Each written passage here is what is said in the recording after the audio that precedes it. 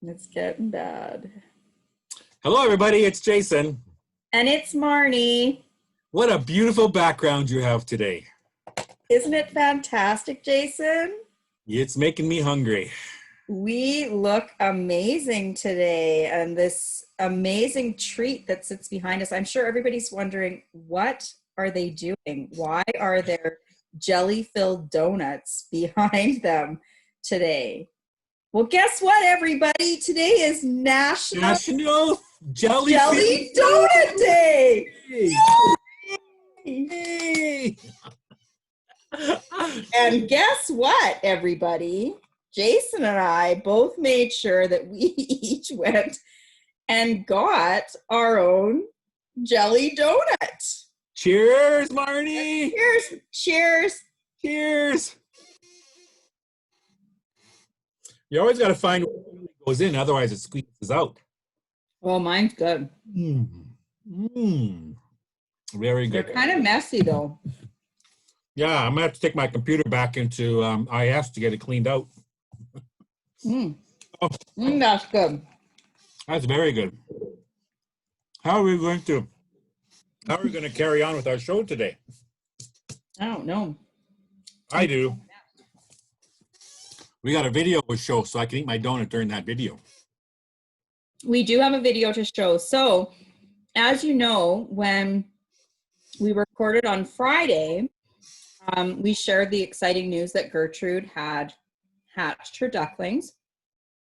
And so Friday, basically, they were drying off and kind of collecting themselves in the nest. And my kids were up all night, basically watching and listening to the little cheeping sounds of these beautiful little ducklings. And early Saturday morning, just after 6 a.m. is when it became apparent that Gertrude was ready to make her march to the pond. And so we recorded an enormous amount of video because it was quite actually an enormous adventure that happened. Too much to even go into. Like, if you're truly interested about all of the details, you should connect with me and I can tell you the whole story. But anyways, the whole process took about 2 hours to get to the pond. Wow. It was a beautiful journey. It was an exciting journey. It was a wet journey. And you were right, the ducks do not care about the rain. But let me tell you, we were soaking wet.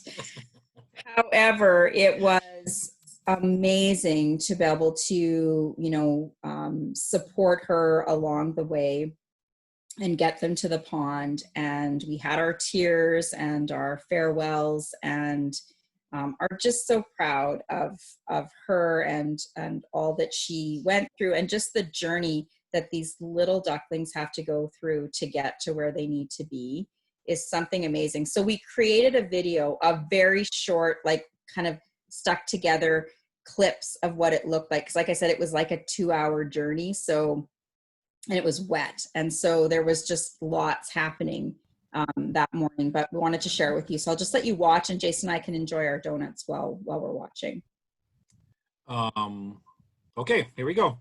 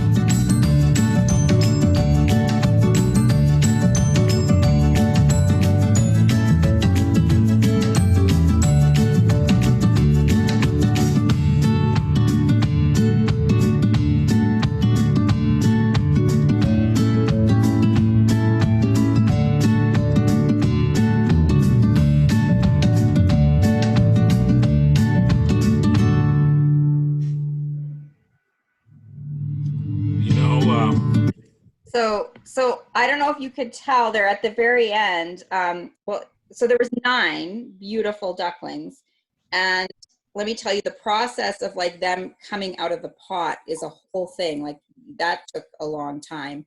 But do you notice like they have a lot of work to do of jumping and like hopping and walking and running, and but when she came through the brush in the pond, she knew exactly where she was going, Jason. Like she entered, I don't know if it was kind of difficult to see in the video. At that point, it was really raining too, but she basically came through the grass right where her male was. I don't know, you could see that big male in the water Yep. there.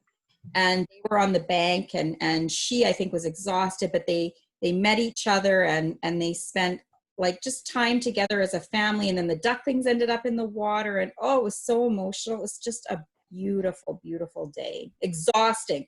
We were so exhausted at the end. We literally spent the rest of Saturday sleeping. Like it was just, it was so much. It's like you were giving birth yourself. Well, it was. And like, I don't know if you noticed the part, like when they were on the steps and the one little duckling fell and was like Yeah, it was top. upside down. Yeah. And I was just like, ah! Right? I was trying so hard, but like she just knows what to do, and she's so instinctive, and just like, oh, she loves those ducklings, and she's just always gathering them. But like they have to take breaks in between because like their little feet are just a moving, and oh, there was just so many obstacles and things that could happen. And we met a lot of people along the way, and they would be like, oh my goodness. And I'd be like, yeah, please move out of the way. My ducks need to come through. And they'd be like, your ducks? Yes, there are ducks. Please move out of the way. Keep a distance. Like I'm very protective of the ducks. And it's like 6 in the morning and it's raining. I'm in my pajamas. It's quite a spectacle. I'm just glad they're there safe. And we've gone and visited several times now, and can see them at the pond, and it's like 56 to 60 days before those little ducklings can actually fly. So Really? a lot of time spent, with those babies. So I think, what marvels, and I never really thought about this, but those little ducklings were in eggs 24 hours before they left. oh, I know. Walk. Oh, I know. That's That, crazy. that time in the nest is really when they're like getting themselves all kind of organized with their body movements and stuff. And there's a video, like when Gertrude got out of the nest, you should have seen, she stretched her legs. Oh, it was the cutest thing. But like those little ducks are like learning all these things. But when they jump out, like so stressed, the jump out is so stressful, which is why I couldn't put it on video again, because I'm not at a place yet to relive the trauma of that part. But the first little ducks, like they have it easier because they kind of climb on top of each other and it helps propel them out. But the poor little guy at the end who was all by himself, and the power it took, but she circles around and she's talking to her babies and she's encouraging them. And I don't know what kind of inner strength they have, but this little duckling just gave it his all and popped himself right out. And they fall kind of and roll, and they're quite like bendable and flexible and brave and courageous and resilient, and they're amazing little creatures. But that mom, that Gertrude, I tell you, I have so much respect for her, and all that she did to ensure the safety of her babies to the pond. Well, I always kind of had an inner chuckle when you'd tell me about these ducks for the last 6 years. Yeah. But it's pretty amazing process. So I think when you see that, right, and to have witnessed it over 6 years, is pretty amazing. It's what a process that is.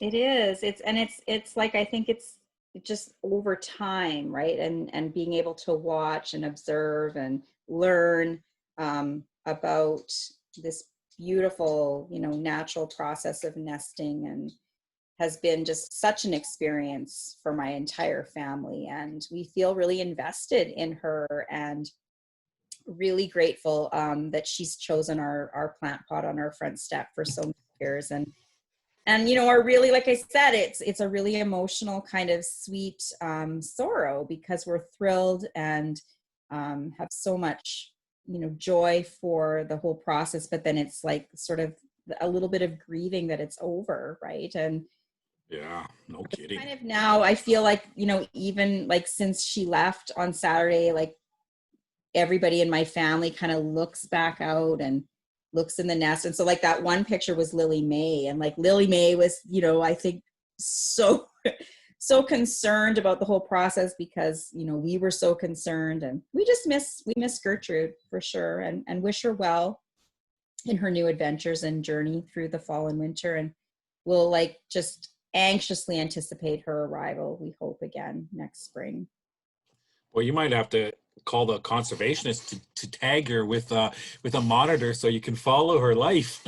Oh, well, that's what we're saying. It would have been so nice if we could have made her like a little beaded necklace or like an anklet or something that we could put on her. I don't know, too. Would have been nice.